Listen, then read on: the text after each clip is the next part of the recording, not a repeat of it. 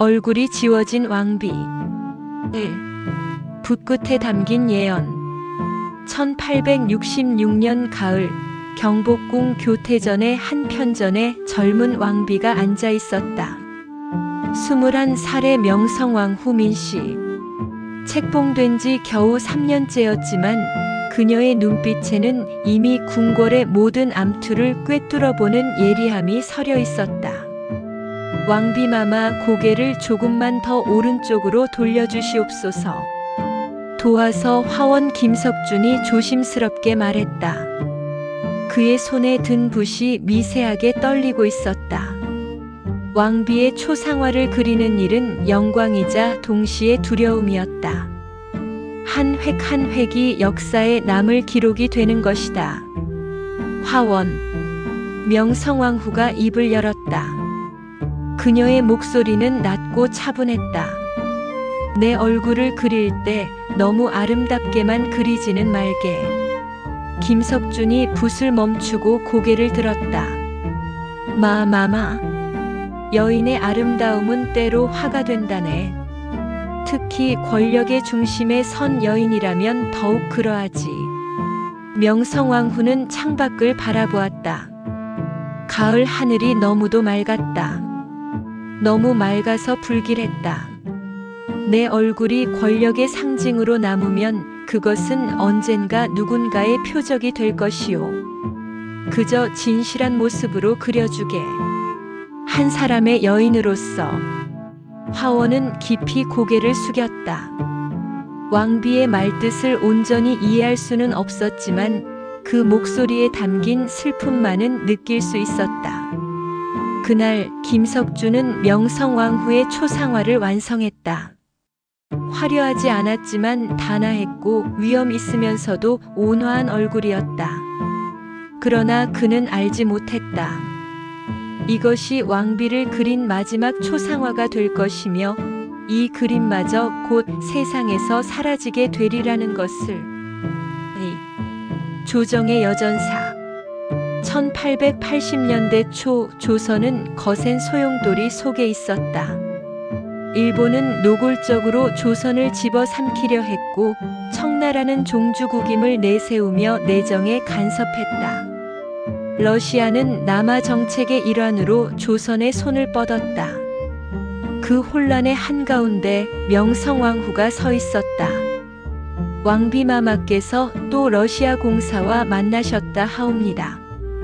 영의정 이채응이 목소리를 높였다. 대신들이 웅성거렸다. 여인의 몸으로 외교를 논하시니 이 어찌 나라의 기강이라 하겠습니까? 조정을 농단하시는 것이옵니다.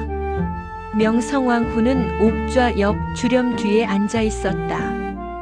보이지 않는 곳에서 모든 것을 듣고 있었다. 여인은 어전회의의 모습을 드러낼 수 없었다. 하지만 그녀의 목소리는 주렴을 뚫고 나왔다. 경들의 말씀 다 듣고 있소. 대신들이 일제히 입을 다물었다. 조선이 이대로 일본에 삼켜지면 그대들이 앉은 그 자리도 남아있을 것 같소? 내가 하는 일은 내 나라를 지키는 일일 뿐이오. 정적이 흘렀다.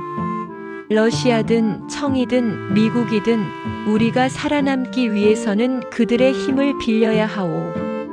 일본 혼자 조선을 차지하지 못하게 만들어야 하오. 이것이 약소국이 살아남는 방법이니라. 고종이 주렴 너머의 왕비를 바라보았다. 그는 알고 있었다. 자신보다 왕비가 더 뛰어난 정치가라는 것을. 그리고 그 때문에 왕비가 얼마나 많은 미움을 받고 있는지도. 대신들은 더 이상 아무 말도 하지 못했다. 하지만 그들의 눈빛에는 원망이 서려 있었다. 그날 밤 일본 공사관에서는 긴급 보고서가 도쿄로 발송되었다. 명성왕후는 우리의 가장 큰 장애물이다. 그녀가 살아있는 한 조선은 우리 손에 들어오지 않을 것이다. 3. 불꽃에 사라진 얼굴. 1895년 10월 7일 밤 궁궐 서고에 한 무리의 그림자들이 모여들었다. 일본인 낭인들이었다. 그들의 손에는 칼과 횃불이 들려 있었다. 이곳에 왕비의 초상화가 보관되어 있다고 했지? 맞소. 모조리 태워버려야 하오. 그들은 서고의 문을 부수고 들어갔다. 어둠 속에서 횃불이 타올랐고 수많은 서책과 그림들이 모습을 드러냈다. 이것이요. 한 낭인이 비단에 그려진 초상화를 꺼냈다. 명성왕후의 얼굴이었다. 30년 전 화원 김석준이 온 정성을 다해 그린 그 그림. 이게 그 악녀의 얼굴이로구만. 말이 많지 마시오. 어서 태우시오. 불이 붙었다. 비단이 타들어가기 시작했다. 명성왕후의 눈매가 일그러지고 입술이 검게 변하고 이마가 재로 변했다. 한 사람의 얼굴이, 한 시대의 기억이 불꽃 속에서 사라져갔다. 그들은 그날 밤 왕비와 관련된 모든 그림, 일기, 문서들을 불태웠다. 마치 그녀의 존재 자체를 역사에서 지워버리려는 듯. 다음 날 새벽 더 끔찍한 일이 벌어졌다. 피로 물든 새벽. 1895년 10월 8일 새벽 4시. 경복궁 오코루에 칼을 든 자들이 침입했다. 일본 공사 미우라 고로가 직접 지휘한 자객단이었다. 왕비는 어디 있느냐? 궁녀들의 비명이 터져나왔다. 칼날이 번득였다. 피가 튀었다. 명성왕후는 건청궁 안쪽 작은 방에 숨어 있었다. 궁녀들이 필사적으로 막아섰지만 자객들은 하나하나 쓰러뜨렸다. 마마, 어서 피하십시오. 상궁 엄씨가 왕비를 감싸 안았다. 하지만 자객들은 이미 방 안까지 들이닥쳤다. 너희가 누구냐? 감히 궁궐에 침입하여. 명성왕후가 소리쳤다. 그녀의 목소리는 떨리지 않았다. 죽음 앞에서도 그녀는 왕비였다. 칼날이 내려왔다. 비명, 피, 그리고 정적. 고종은 건청궁 뒤편에서 모든 것을 들었다. 왕비의 마지막 비명을. 그러나 그는 아무것도 할 수 없었다. 조선의 왕이었지만 그는 무력했다. 자객들은 왕비의 시신을 끌고 나가 녹원에서 불태웠다. 석유를 부어 흔적도 남기지 않으려 했다. 한 나라의 왕비가 짐승처럼 살해당하고 태워졌다. 해가 떠올랐다. 경복궁은 피로 물들어 있었다. 기억 속의 얼굴. 그로부터 10년 후. 늙은 화원 김석준은 한양 남산 아래 작은 집에서 살고 있었다. 그는 더 이상 그림을 그리지 않았다. 붓을 들 수가 없었다. 어느 날 젊은 화원 하나가 그를 찾아왔다. 스승님, 명성황후 마마의 초상화를 그리려 합니다. 나라에서 복원하라는 명이 내려왔습니다. 김석준은 고개를 저었다. 그럴 수 없네. 왜 그러십니까? 스승님께서 직접 왕비 마마를 그리셨다고 들었습니다. 그렸지. 40년 전에. 하지만 그 그림은 사라졌네. 을미년 그날 밤 모두 불타버렸지. 젊은 화원이 간곡히 말했다. 그렇기에 스승님의 기억이 필요합니다. 스승님께서 기억하시는 왕비 마마의 얼굴을 다시 그려주십시오. 김석준은 먼 하늘을 바라보았다. 기억이라. 40년 전 일을 어찌 정확히 기억하겠나. 나는 이미 늙었고 눈도 흐려졌네. 내가 그린다 해도 그것은 진짜 왕비 마마의 얼굴이 아닐 걸세. 내 기억 속에 남은 흐릿한 잔상일 뿐이지. 그래도 게다가 말이네. 김석준의 목소리가 낮아졌다. 왕비 마마를 그리려 했던 자들은 모두 사라졌네. 어떤 이는 의문의 죽음을 당했고 어떤 이는 갑자기 행방불명되었지. 그 이름은 이제 입에 올리는 것조차 조심스럽네. 젊은 화원은 더 이상 아무 말도 하지 못했다. 그날 이후 명성황후의 초상화 복원 작업은 중단되었다. 아무도 그녀를 그리려 하지 않았다. 두려움 때문이었을까 아니면 그릴 수 없어서였을까? 6. 얼굴 없는 이름.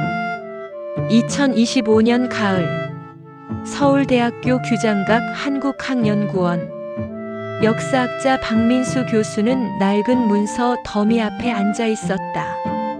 이상합니다. 그는 옆에 앉은 대학원생에게 말했다. 명성황후는 26년간 왕비로 그리고 황후로 재위했습니다. 하지만 그녀의 초상화는 단 한 장도 남아있지 않아요. 더 놀라운 건 그녀를 직접 그렸다는 화원의 기록조차 찾을 수 없다는 겁니다. 의도적으로 지워진 걸까요? 그렇게 봐야겠죠. 을미사변 전후로 궁중 기록이 대량으로 소실됐습니다. 우연이라고 보기엔 너무 깔끔하게 사라졌어요. 박 교수는 한숨을 쉬었다. 한 나라의 국모였던 분이 얼굴도 남기지 못하고 사라졌다는 것. 이건 단순한 역사적 손실이 아닙니다. 누군가 그녀의 존재 자체를 지우려 했다는 증거죠. 그럼 우리가 교과서에서 보는 명성황후의 초상화는 상상화입니다. 몇 안 되는 증언을 바탕으로 현대에 그린 거죠. 실제 얼굴과는 전혀 다를 수 있어요. 창밖으로 경복궁이 보였다. 가을 햇살에 빛나는 아름다운 궁궐. 하지만 그곳에는 여전히 피의 기억이 서려 있었다.